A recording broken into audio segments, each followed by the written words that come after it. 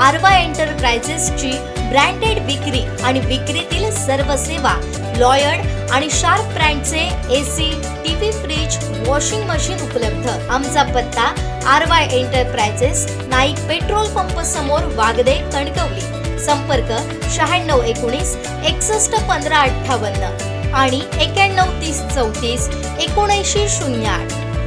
राजकारणापलीकडे माझे उपमुख्यमंत्री एकनाथ शिंदेंसोबत संबंध आहेत। मला संधी मिळेल, मोठं पद मिळेल म्हणून त्यांच्यापासून मला बाजूला करण्याचा प्रयत्न केला जातोय। तसे विष नेत्यांपर्यंत पोहोचवलं जातं असा मोठा दावा मंत्री उदय सामंत यांनी केलाय। तसे स्वबळावर सत्ता आल्यास 2 नंबरचं पद चालू शकतं अशा आपल्या मिश्किल स्टाईलनं डिजिटल मीडिया संपादक पत्रकार संघटनेच्या राष्ट्रीय अध्यक्ष राजा माने यांनी विचारलेल्या प्रश्नावर उत्तर दिलं। पाहुयात डिजिटल मीडिया संपादक पत्रकार संघटनेच्या राष्ट्रीय अधिवेशनातील मुलाखतीवेळी ते काय म्हणाले।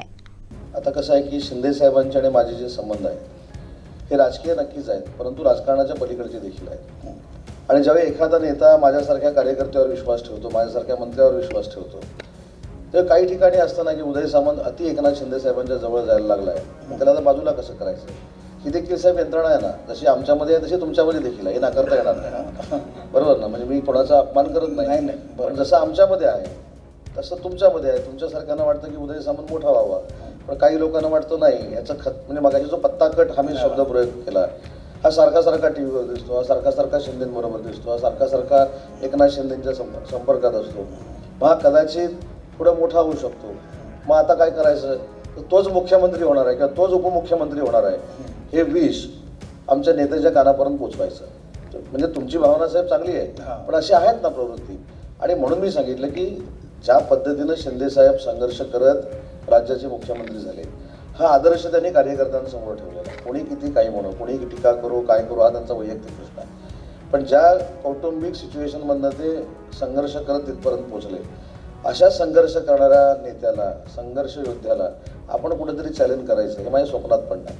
आणि म्हणून सांगितलं की जे पसरवणारे असतात त्यांना कुठेतरी असं वाटत असतं की नाही बाबा आता हे काहीतरी इथं संधी उदय सामंतला मिळते, त्याच्यामध्ये परकीय असतील, स्वकीय असतील, कोणी असतील मला माहीत नाही, पण मी डायरेक्ट पुन्हा एकदा गोव्यात सांगतो की एकनाथ शिंदे साहेबांनी जे काय महाराष्ट्राचं मोठं पद असेल किंवा अन्य कुठचं मोठं पद असेल हे माननीय एकनाथ शिंदे साहेबांनाच मिळावं ही उदय सामंतची प्रामाणिक भावना आहे। आणि 2 नंबरचं तुम्हाला दिलं तर नाही, स्वबळावर आल्यानंतर ते 1 नंबरचे होऊन मी जर 2 नंबरचे झालो तर ठीक आहे, पण आम्ही महायुतीतच लढणार आहोत हे पण निश्चित आहे। त्याच्यामुळे जे काही मोठं पद मिळेल ते माननीय एकनाथ शिंदे साहेबांनाच मिळालं पाहिजे, कारण त्याच्यामागे त्यांचा संघर्ष आहे, त्यांनी आमच्यासारख्या कार्यकर्त्यांना जपलेला आहे, आमच्यासारख्या आमदारांना जपलेला आहे। व जी व्यक्ती विधानसभेमध्ये 200 आमदार निवडून येणार ही खात्री देते आणि विधानसभेला 200 क्रॉस आम्ही आमदार जिंकतो, त्याच्यामधला कॉन्फिडन्स बघा, हा ओव्हर कॉन्फिडन्स नव्हता, हा एकनाथ शिंदे साहेबांचा आत्मविश्वास होता।